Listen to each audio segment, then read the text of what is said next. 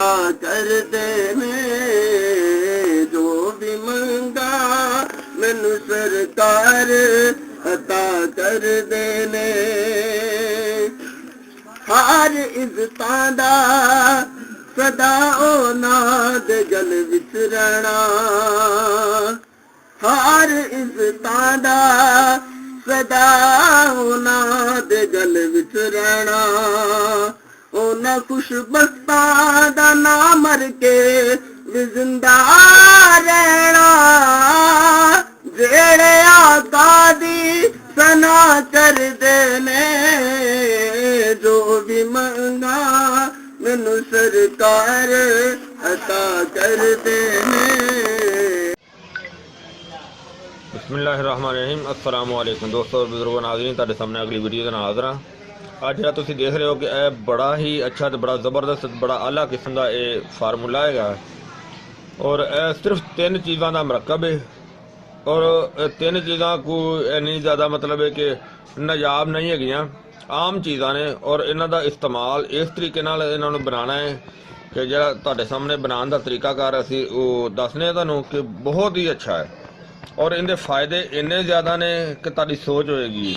मतलब है कि ये अखां की बिनाई वास्ते बेहतर है, यानी कि नज़र की कमज़ोरी वास्ते बहुत आला चीज़ है और दिमाग की ताकत वास्ते बहुत आला चीज़ है और इस तो इलावा ये मैदे के निज़ाम वास्ते भी बहुत अच्छी है और पेट के निज़ाम वास्ते भी बहुत वधिया है और ये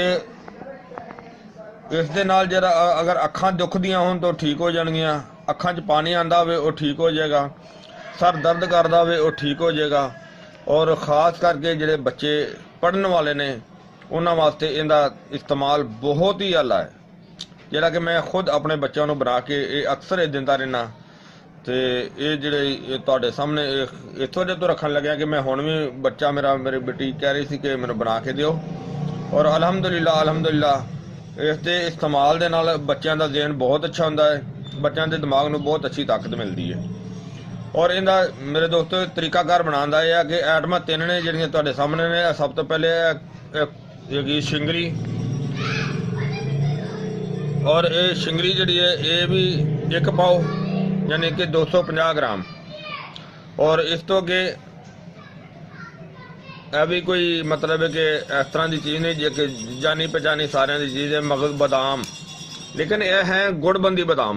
इस चीज़ का ख्याल रखना है, गुड़बंदी जोड़े होंगे ने मिठे बादाम होंगे ने, अगर गुड़बंदी सही होंगे तो वह बिल्कुल अच्छे ने, इन्हों की गजाइत बहुत अच्छी होंगी है, इन्होंने आयल जो ना वो ज़्यादा होंगे है। गुड़बंदी बादाम ये भी 1 पाओ लैने ने 250 ग्राम और इस तो अगे जी चीज़ है और ये भी देखो बल्कि सारिਆਂ पता है कि ये सौंफ भी है और इनू बादियान भी कहा जाता है और ये लैनी है आधा किलो 500 ग्राम।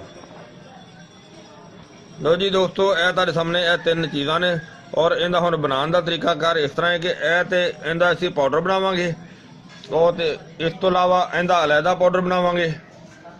पाउडर बनाने तो बाद और इनू असी सब तो पहले हल्का बरिया करांगे, हल्की अग ते और हल्का इन्हू बरिया करांगे। बरिया करने तो बाद इहदे जिहड़े ने उत्तों उत्तों छिलके उतार के इहदे मगज़ कड्डांगे और वो तुहानूं दस रहे हैं कि ये अगे किस तरह दे नाल चलना है और वो बना के दिखाने हैं तुहानूं। हाँ जी, चुल्हा चला दिता। हुण असीं इहनूं जिहड़ा ना वो सौंफ नूं बरिया करन लगा चेक रख देना बर्तन उत्ते।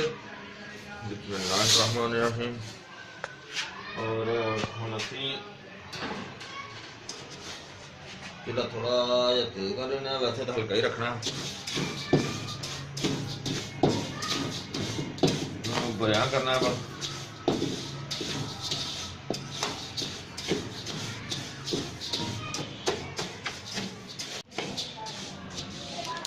माशाल्लाह बहुत प्यारी खुशबू आ रही है।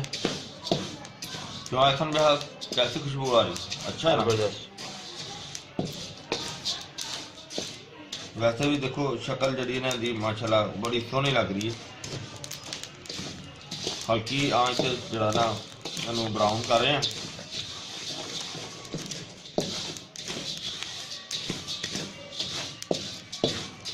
जिस तरह शक्ल खूबसूरत लग रही है इस तरह खुशबू भी जबरदस्त लग रही है।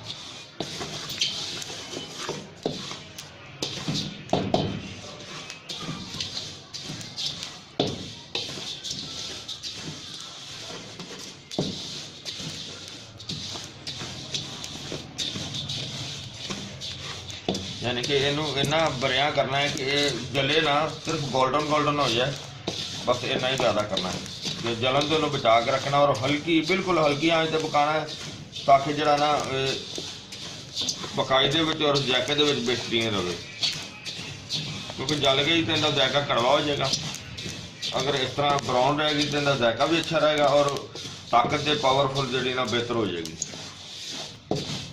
हाँ जी माशाल्लाह ज़बरदस्त हो गई। देखो हल्की आंच तो काफ़ी देर तो बना रहे हैं, बिल्कुल A1 लग रही है।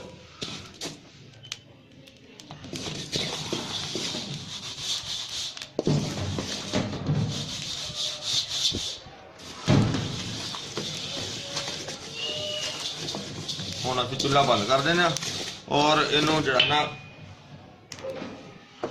ठंडे होने तक इनका इंतजार करना है। बिल्कुल ठंडी हो जाएगी तो फिर इनू हल्की हल्की की कुटाई करांगे।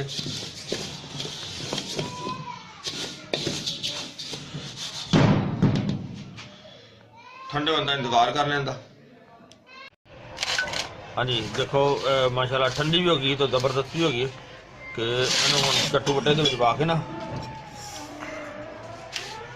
तो इनू आस्ता आस्ता जरा ना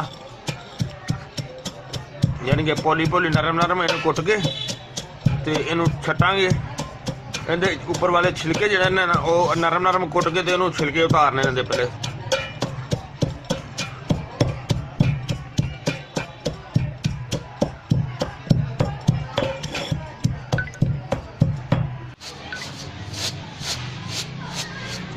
हाँ जी इनू आस्ता आस्ता कुट के तो देखो किन्ने ज़्यादा जरा ना ये छिलके सारे कढ़ दिते ने।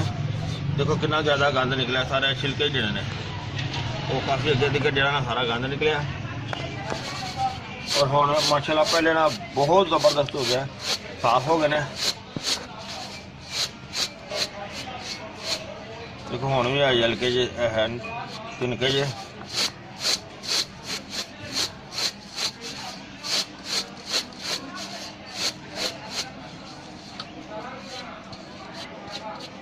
और हुण असीं इहनूं कुट के जिहड़ा ना वो पाउडर बनाने बरीक और बाकी चीज़ां जिहड़ियां ने वो भी कुट के पाउडर बनाने फिर तुहानूं दिखाने सारियां चीज़ां। हाँ जी आ देखो माशाल्लाह असीं इहनूं बिल्कुल पाउडर बना लिया। आ देखो बेहतरीन A1। और हुण असीं बाकी चीज़ां इहदे विच देखो जिहड़ा मगज़ बादाम वो भी असीं क्लीयर कीता सी। और तीसरी आइटम जिहड़ी मिश्री बिस्मिल्लाह। और सारिया चीज़ अलग अलग इन्होंने कुट के रखा सी। बिस्मिल्लाह इन्होंने सारे अस मिक्स कर देने। और ये जनाब बेहतरीन आइटम जो तुसीं देखा इनकी तैयारी सारी देखी है। इन्हों अच्छी तरह मिक्स करके और ये जनाब 2 तो 3 चम्मच भर के बेशक इस्तेमाल करें, नहीं तो 2 चम्मच लाजमी। देख रहे हो ना 2 चम्मच यानी कि चंगा चम्मच खाना खाने वाला 2 चम्मच। 2 चम्मच खा के 1 गिलास या 1 कप दूध का तो पी ले। सुबह शाम इनू इस्तेमाल करना है। अखां चो पानी आंदा होवे, नज़र की कमज़ोरी वास्ते, दिमाग की ताकत वास्ते, दिमागी पट्ठियां की ताकत वास्ते और दंदां वास्ते भी बेहतरीन काम करती है। बेहतरीन टॉनिक है और बहुत ही अच्छी चीज़ है। मैं उम्मीद करना कि मेरे दोस्तों भरावां ये वीडियो अच्छी लगी हो जाएगी। इनू लाइक करियो, शेयर करियो, सबसक्राइब करना बिल्कुल नहीं भूलना। और वीडियो के थले जो बैल का निशान है उन्होंने लाजमी दबा देना ताकि आने वाली वीडियो जी है जल्द अज जल्द तुहानूं मिल सके। इंशाअल्लाह अगली वीडियो नाल फिर मिलांगे। इजाज़त, अल्लाह हाफिज़, अस्सलामु अलैकुम वरहमतुल्लाहि वबरकातुहू।